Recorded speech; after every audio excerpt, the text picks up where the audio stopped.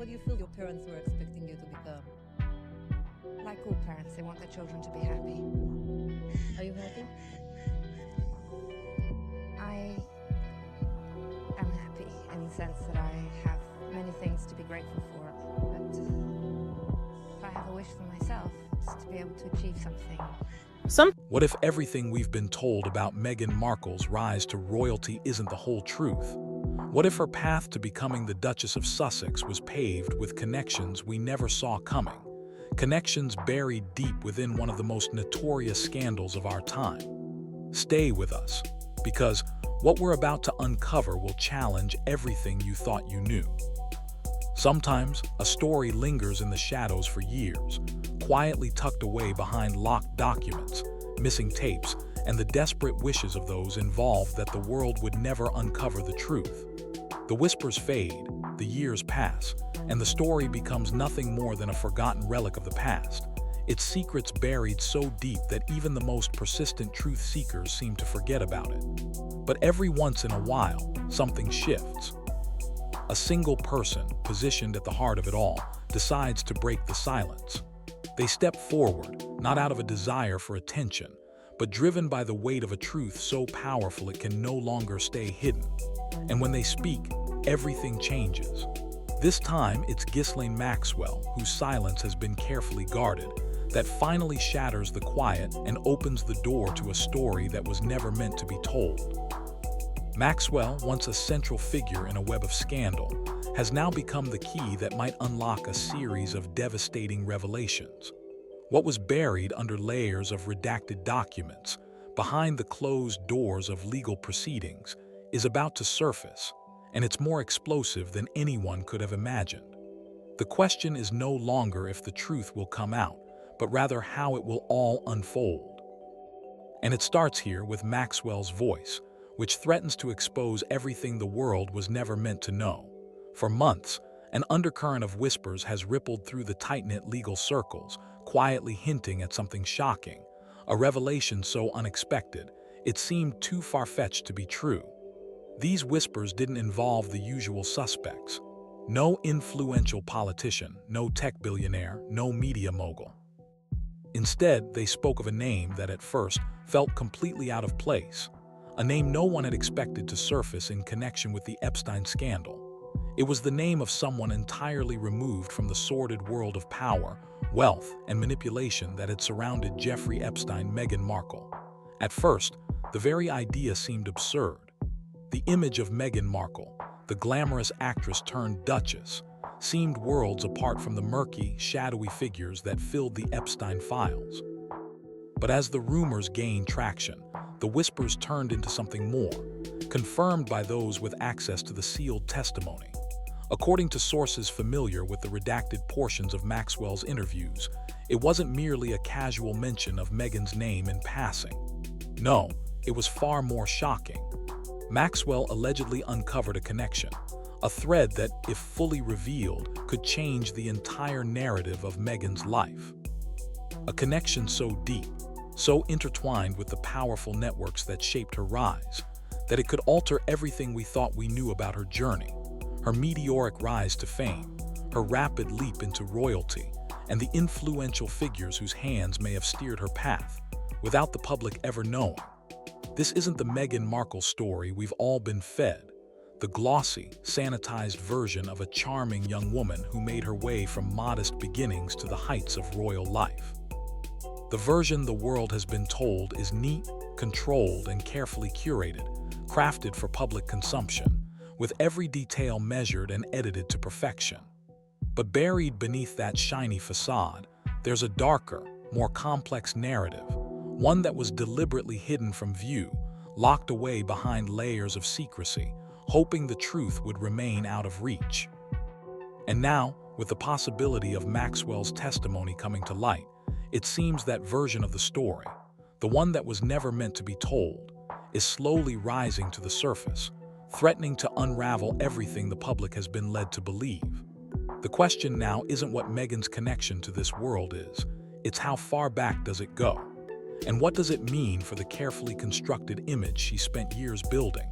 This story begins with hours of testimony the public was never meant to hear.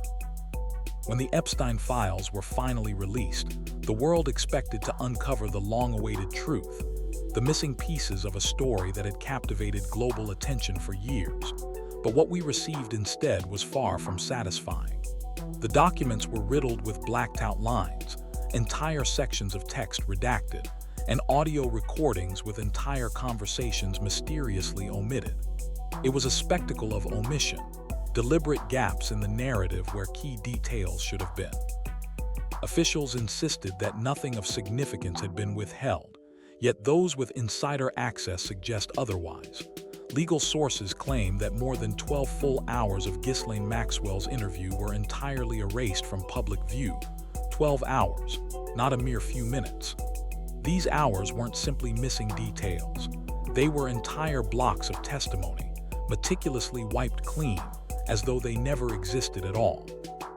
In those 12 hours, names, locations, events, and conversations were systematically removed, their contents concealed from the public eye. And somewhere within that sea of erased hours, one name allegedly stands out: Meghan Markle. This isn't the part of the story the public was meant to hear. The pieces of the puzzle that were carefully removed, the ones Maxwell herself hinted at in her testimony, hold the answers to the questions we never knew to ask. They aren't the same details that have already made their way into public discourse. These are the secrets buried deep in the redacted sections, the ones intentionally kept from us, as if the very act of revealing them could shatter the carefully curated image we have of Meghan Markle's rise. And it is here, in the heart of these missing hours, that the story takes a turn no one expected. It's where the truth begins to emerge, not in the fragments we've already seen, but in the parts of the narrative deliberately concealed before it ever reached the public. Sources familiar with the investigation process say that those erased hours were far from ordinary. They contained private, intimate descriptions of the women Ghislaine Maxwell and Jeffrey Epstein interacted with, detailed accounts of their encounters with some of the world's most powerful men, and the roles these women played within the tightly woven networks that Epstein and Maxwell controlled. These women weren't just bystanders. They were part of an intricate social web, moving through circles where influence, wealth, and power intersected in ways the public could never fully comprehend. But in the midst of this complex web of connections, one name allegedly emerged: Meghan Markle. The revelation was so shocking that even those closest to the investigation were left speechless. It wasn't just a passing mention. It was a name that stood out, a name that caused those in the know to pause and reconsider everything they thought they understood about the case. The question that immediately followed, the question that continues to echo through the corridors of legal and royal circles today, is simple yet haunting. How did Meghan Markle's name end up here? This isn't just a curiosity. It's the kind of question that unravels everything we've been told. It challenges the narrative of who Meghan is, where she came from, and how she arrived in the royal spotlight. And as that question lingers, it opens the door to a much darker and more complicated story. One that might not just change the way we view Meghan Markle, but could rewrite the entire narrative of her rise to fame, her relationship with Prince Harry, and the powerful figures who may have shaped her journey in ways we can only begin to imagine. To understand how Meghan Markle's name became entangled in this web, we must dive deeper into what Ghislaine Maxwell allegedly revealed during her testimony.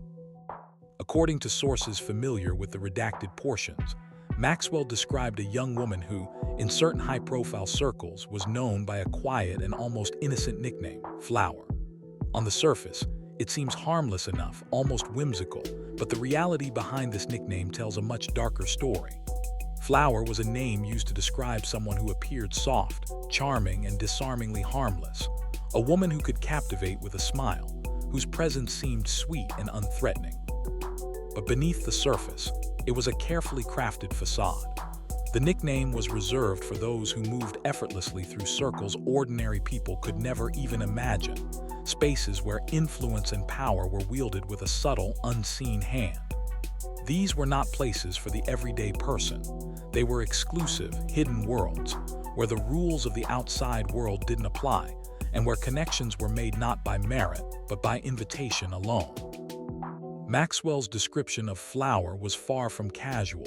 It was a revelation of a network of women who had access to the upper echelons of society, yet operated in the shadows. These women weren't simply bystanders to elite gatherings. They were part of a system where charm, beauty, and allure were their currency.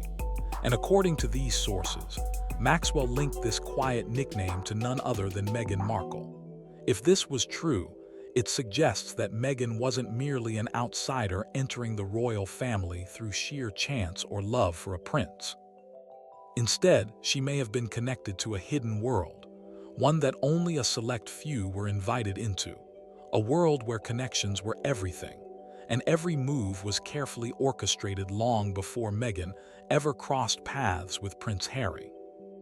Maxwell allegedly stated that Meghan Markle was once a part of the world Epstein operated, a world that many would prefer to remain in the shadows. In this world, she was described as an Epstein girl, a term used for women who were intricately woven into the web of elite gatherings, where the boundaries between power and privilege were blurred. These women, Maxwell claimed, worked in environments where adult entertainment was more than just a business. It was a mechanism to keep the powerful entertained, flattered, and always under control. They moved through meticulously curated social settings, where every interaction, every glance, and every word was carefully orchestrated to serve the interests of those at the top. It wasn't a dramatic confession. There were no loud accusations or emotional outbursts. Maxwell's statement was simple, cold, and devastating in its implication. Meghan wasn't just a passerby in these circles, she was an active participant. And what made this even more chilling was the nickname Maxwell allegedly used for her, Flower. This wasn't just a fleeting reference. It was a name used within a specific, hidden world that few people would ever truly understand. To those who knew her in those circles, Meghan wasn't the polished actress or the humanitarian figure we recognize today. She was part of the network, moving through the same spaces, playing the same roles, and operating within the same framework as others in Epstein's orbit. The weight of this revelation doesn't lie in the loudness of the words, but in their quiet certainty. Meghan worked. She was called Flower. And if this is true, it places Meghan not just on the periphery of Epstein's world, but at its heart, entangled in a web that many never expected her to be a part of.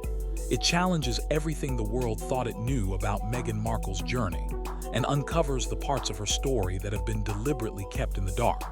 If true, this revelation places Meghan Markle not on the periphery of Epstein's world, but at its very center. She wasn't merely an outsider who stumbled into the orbit of the powerful and wealthy. No, according to Maxwell's testimony, Meghan moved through the same social channels that connected young women to elite, influential men, well before she ever met Prince Harry. These were the same circles where power, wealth, and influence weren't just wielded, they were exchanged, cultivated, and hidden in plain sight. If this connection is real, it transforms everything we know about Meghan's ascent, placing her not as a passive figure swept into the royal world by love or chance, but as someone already deeply enmeshed in a much darker, more intricate web of influence. And this is where the story grows even more unsettling. Maxwell wasn't the only person allegedly linking Meghan to this world. Someone else knew her, someone with first-hand knowledge of Meghan's interactions with this hidden network. Someone with every reason to pull Meghan into the legal spotlight, someone whose actions would threaten to expose her past connections to a world far more complicated than any royal fairy tale. This other person isn't just a distant figure in this story. They are a key player with intimate knowledge of Meghan's presence in these circles, and their motivations are far from innocent. This person had the power, the knowledge, and the legal authority to bring Meghan's name into the public conversation. And according to sources, they nearly did. And if they had, the very fabric of the royal narrative would have been torn apart. Suddenly, the woman who had become the Duchess of Sussex wasn't just a former actress with a high-profile marriage, but a figure connected to one of the most notorious scandals in modern history. Implications are staggering, and yet the truth remains locked away. Until now. Before Prince Andrew quietly settled his lawsuit, Virginia Roberts had compiled a list of people she wanted to call to the stand. Survivors, witnesses, and individuals who had been privy to events and conversations the public wasn't meant to hear. These were people who had seen the hidden side of Epstein's world, those who could testify to the darker, more sinister elements that had been kept under wraps for so long. And according to legal insiders with intimate knowledge of the case, Meghan Markle was on that list. Virginia Roberts believed that Meghan held direct knowledge of Prince Andrew's private interactions with Epstein, knowledge that went beyond mere gossip or hearsay.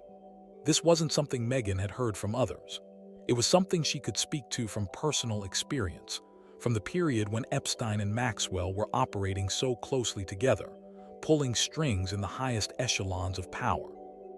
It wasn't just a passing connection. Roberts believed Meghan was a direct link to the very core of Epstein's network, a network that could implicate not just Prince Andrew, but anyone who had crossed its path. The mere suggestion that Meghan could be called to testify sent shockwaves through the royal palace. The idea of Meghan under oath was a nightmare scenario for the monarchy, one that would force her to answer questions about her potential knowledge of Epstein's operations. If Meghan took the stand, she wouldn't just be asked about Prince Andrew. Her testimony could reveal much more, how she had ended up in those elite, dangerous circles in the first place. It wasn't just about what she knew. It was about how she had moved through those worlds long before she met Prince Harry. What did she know about the high-profile men she had encountered? What was her true role in those social environments? This was the part that terrified everyone involved. If Meghan were questioned, it wouldn't just be an inquiry into her relationship with Andrew. It would force the world to examine how far Meghan's ties to Epstein's network stretched, and who else might have been connected in ways that could shake the very foundations of her carefully constructed image. The stakes were higher than anyone had anticipated, and the risk of exposing the full extent of Meghan's involvement in these circles was too great to ignore. Not long after Virginia Roberts' request to call Meghan Markle to the stand, Prince Andrew made a sudden and quiet decision to settle the case. No trial, no testimony, no witness list. The settlement came as a shock to many, but to those who had been closely following the case, the timing seemed anything but coincidental. The specter of Meghan's potential testimony loomed large, and with it, the risk of exposing far more than anyone was prepared to handle.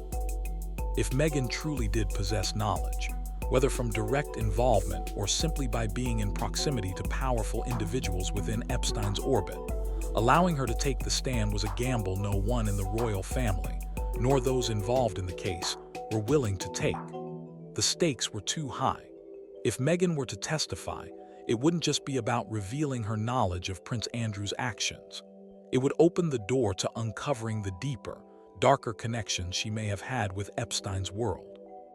The idea of a public trial where Meghan's connections to these powerful figures were scrutinized was too much of a risk, one that could shatter the image of the royal family and expose secrets that had been carefully hidden for years. So, Andrew chose to settle.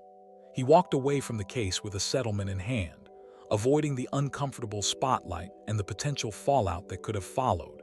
Meanwhile, Meghan continued on her path into royal life, her image further polished and protected. She had secured her place in the royal family, her relationship with Prince Harry solidified, and her public persona as a humanitarian and a duchess further cultivated. But the settlement didn't mark the end of the story. In fact, it only pushed the unsettling questions into the shadows, where they continued to simmer. A story of this magnitude, of this level of secrecy, doesn't simply vanish into the ether. It lingers, waiting for the right moment to resurface. And as history has shown, the truth has a way of finding its way out, sooner or later. As we dig deeper into this mystery, the story becomes even more perplexing, more entwined with powerful figures and long-buried secrets. The questions multiply. How did Meghan allegedly connect to the Epstein-Maxwell royal world, long before she ever met Prince Harry?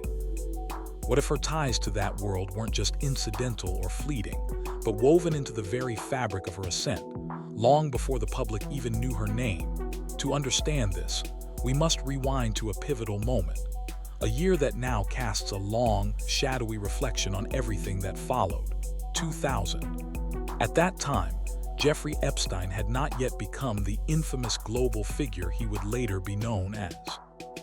He wasn't the monstrous symbol of corruption, exploitation, and power that he came to represent in the years that followed.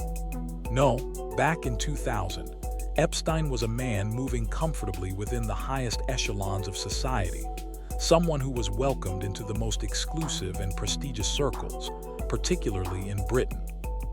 Sources close to the royal family claim that Prince Andrew, who at the time was still seen as a prominent figure within the British royal family, personally invited Epstein to join him in the royal box at Ascot, one of the most coveted and elite spaces under royal control. Ascot isn't just any horse race. It's a glittering social event, a gathering where the world's most influential people rub shoulders. To be invited into the royal box at Ascot wasn't just a casual gesture.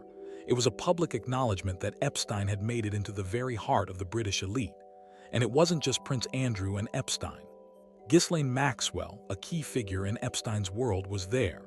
Sarah Ferguson, the Duchess of York, was also present. These weren't random attendees. They were powerful figures in their own right, all entwined in the same social circles. And what's even more troubling is this: Epstein wasn't a stranger in these circles. He wasn't an outsider who had stumbled upon this world through luck or circumstance.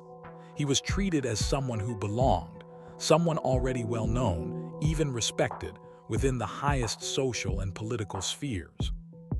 This connection is crucial to understanding how Meghan Markle's name could even be linked to this world.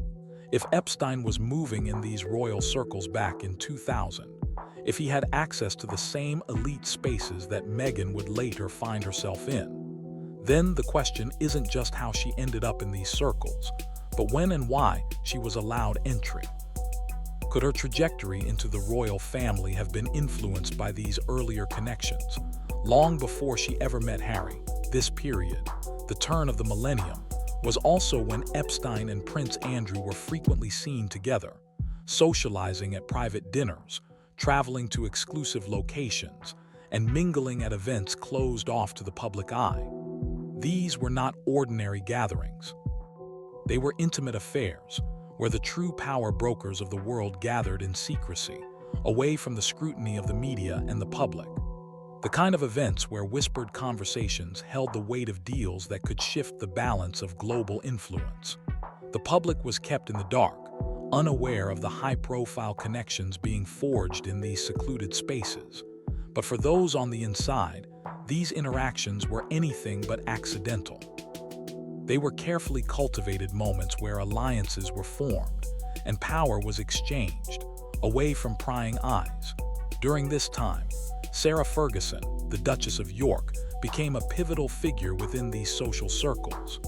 Known for her deep connections and social savvy, Ferguson played a crucial role in navigating the labyrinthine world of elite British society. She wasn't just an attendee, she was a bridge, the one who knew everyone, the person who could introduce the right individuals to the right circles, ensuring that no one was left out of the crucial networks of power. Her role was more than just social. Fergie was the gatekeeper, the one who managed who was in and who was out in this tight-knit world.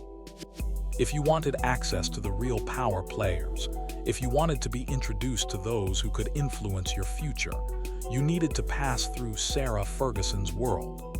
In many ways, everything seemed to hinge on her connections and influence. She was the one who could ensure that the right people were in the right places at the right time. And when it came to Epstein and Andrew, Ferguson's influence could have easily been the thread that connected the dots, tying them to the very heart of the British royal social structure. Her involvement didn't stop with just these men, though.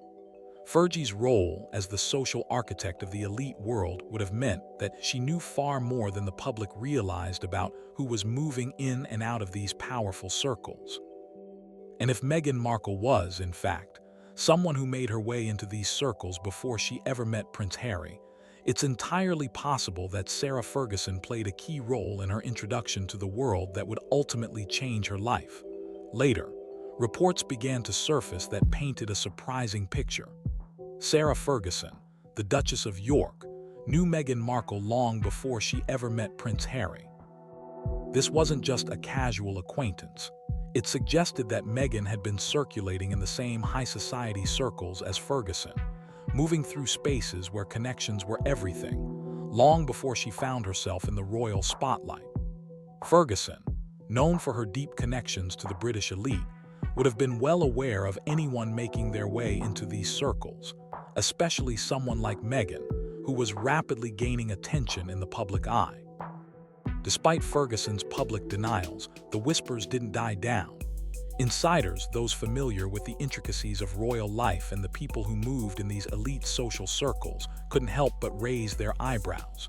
If Meghan had been a regular in these social spaces, it was almost impossible that Ferguson, who was known for being deeply entrenched in these networks, wouldn't have recognized her.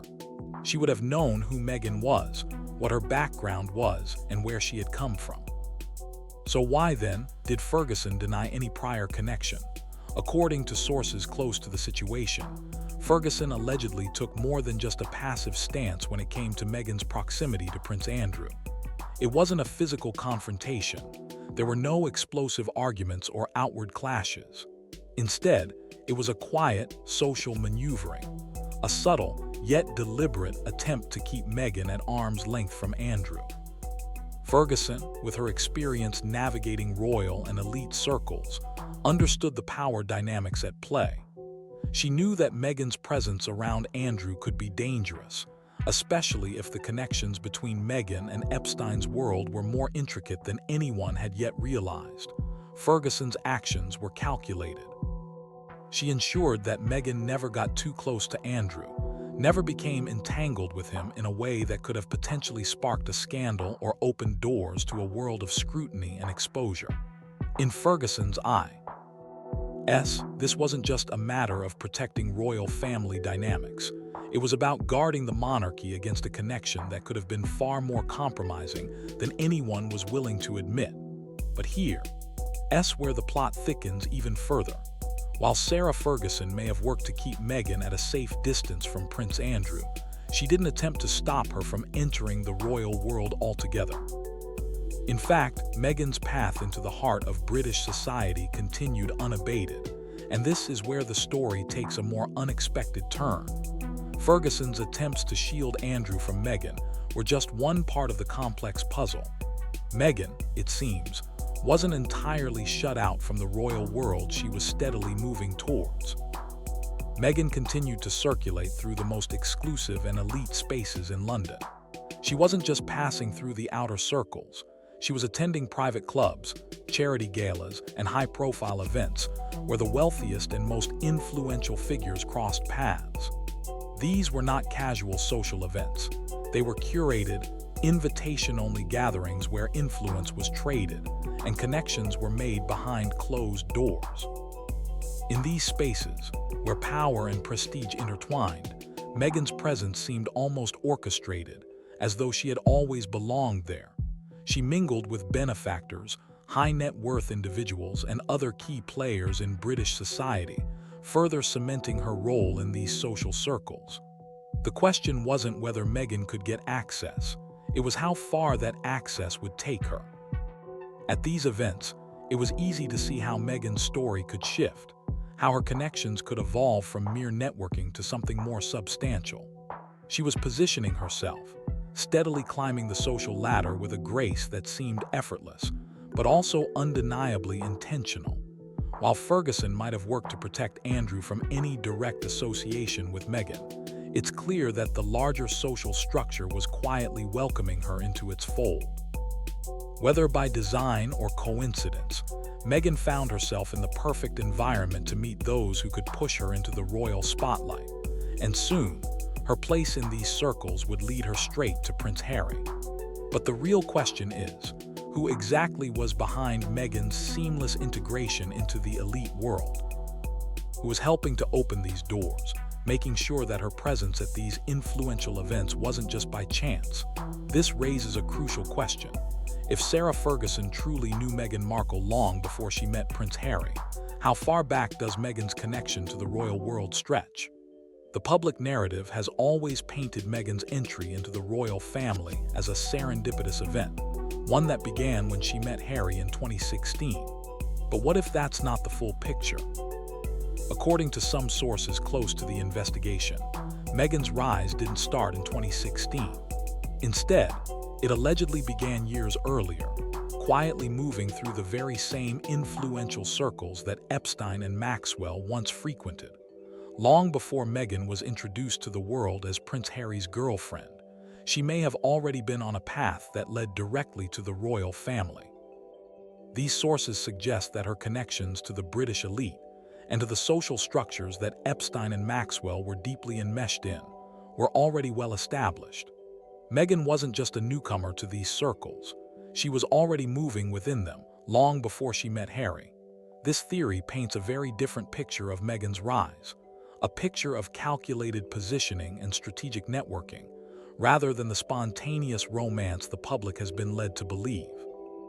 Meghan's connections to the royal family might not have been the result of chance encounters, but instead part of a broader, carefully orchestrated journey that began years earlier.